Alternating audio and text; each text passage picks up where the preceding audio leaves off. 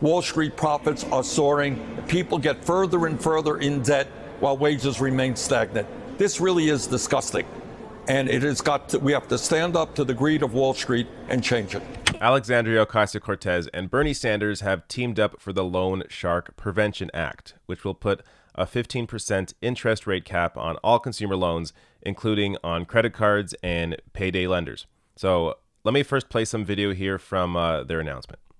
Some of you may have noticed that there was a Federal Reserve report that came out just a few days ago. And what it said is that the bottom half of the American people, 50% of the American people, have almost zero in wealth. That means they got nothing in the bank.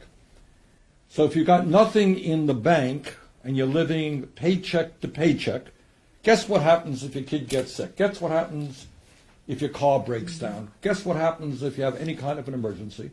You got to go to the bank. You got to get money. You got to borrow money. And the way people borrow money today is through their credit cards. Mm-hmm. And now we have a situation, and this to me is not just an economic issue, it is a moral issue, where you have Wall Street and credit card companies charging people outrageously high interest rates when they are desperate and they need money to survive. Now, how much do the banks borrow money at? They borrow money from the Fed at 2.5%, and then they charge people 18, 20, 25% interest rates. And here is what is even uglier. The poorer you are, the more desperate you are, the higher the interest rates are. Now, what Alexandria and I are proposing in our legislation is something that is not complicated. It just takes us back to where we were a number of years ago, and that is that no bank in this country should have credit card interest rates of over 15%.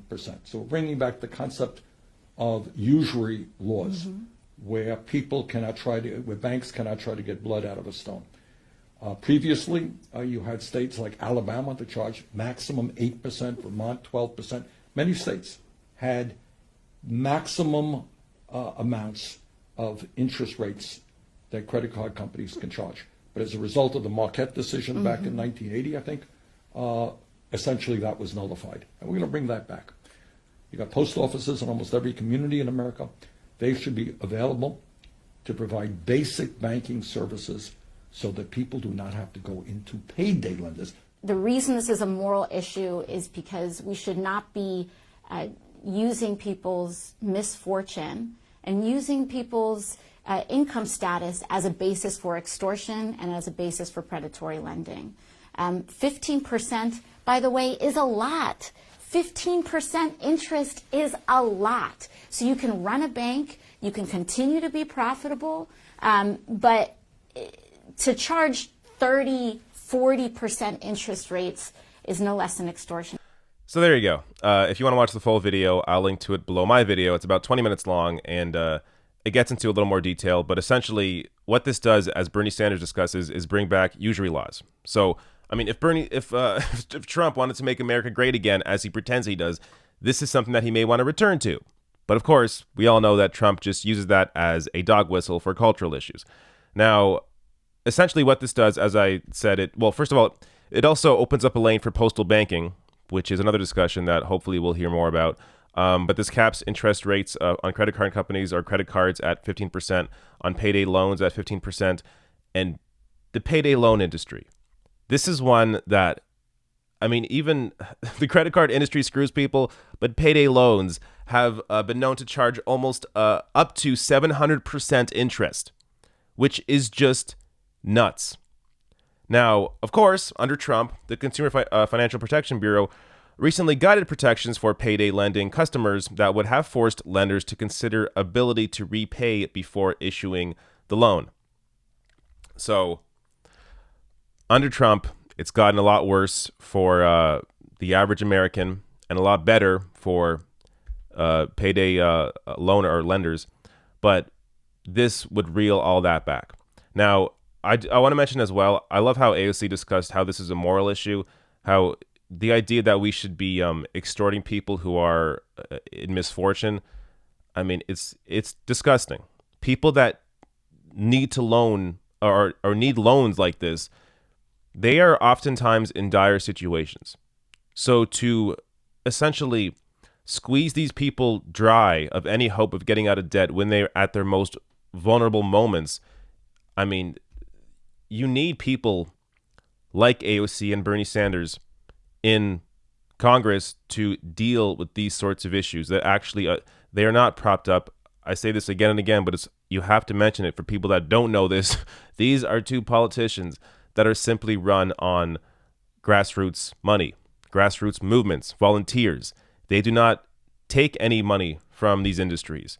So that's why you see AOC and Bernie Sanders being able to put out potential legislation like this, because they are free from those chains of having to deal with those big donors.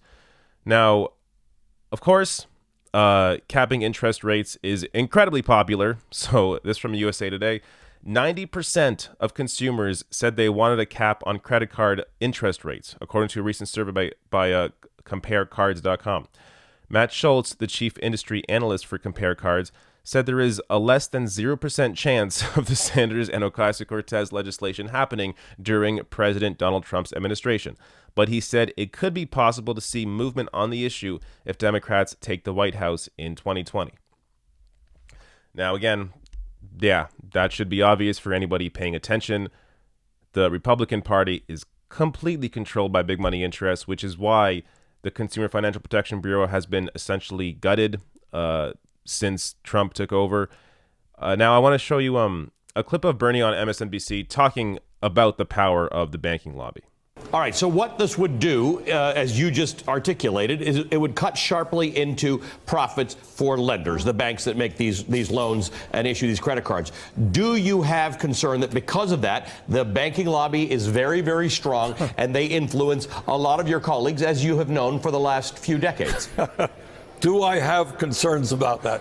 Well, that's kind of an understatement. Look, you got Wall Street and the drug companies and the insurance companies basically running the United States Congress. That's why the rich are getting richer and so many people are struggling. But I think here, and I mean this from the bottom of my heart, you have a profound moral issue. Every major religion, Christianity, Judaism, Islam, every religion understands that usury and loan sharking are immoral. And let's call this what it is. This is loan sharking. Now, I don't know that the well-paid executives on Wall Street go around breaking people's fingers or their kneecaps. But what they are doing, and think about this, half of the American people today have no wealth at all. They're living paycheck to paycheck. You got a medical emergency, your car breaks down. These are desperate people. And then they go to Wall Street and they're charged outrageous interest rates. Wall Street profits are soaring. People get further and further in debt while wages remain stagnant. This really is disgusting. And it has got to, we have to stand up to the greed of Wall Street and change it. So I hope people understand this by now. There is a bot Congress. It is run by special interests like Wall Street. It's run by these industries that want to, or that look to make as much money as possible. And in that situation, who gets screwed? The people that don't have a say in Congress. The average American. So you have these wealthy executives and these massive corporations buying up politicians in Washington and essentially writing the legislation, which then allows them to do something like push up interest rates to almost 700% for these payday lenders. So that's why you need politicians like Bernie Sanders and AOC that are not propped up by big money, that are simply run on grassroots movements, on volunteers, on small dollar donors. Again, that's why AOC and Bernie are able to present something like this, because they are free from having to answer to anybody except the voters. So this is why, turning to 2020 for a second, this is why it's important to look at the candidates that are running in the Democratic primary and figure out who is taking money from these special interests and who isn't. So right now in the Democratic primary, it's really just Bernie Sanders and Elizabeth Warren. And I'm not sure if Tulsi Gabbard is having private fundraisers or not. She has in the past.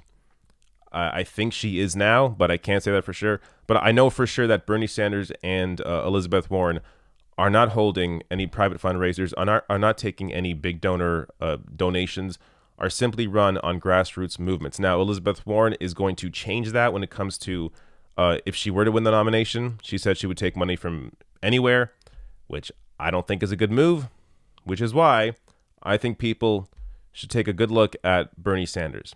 Look at his record. Look at what he's done. Look at where he takes money from and understand that this is a person that is actually willing to fight for you. And when you see somebody like AOC that is within the same mold as Bernie Sanders in terms of having that same kind of grassroots support, these are two politicians that actually care about the average American.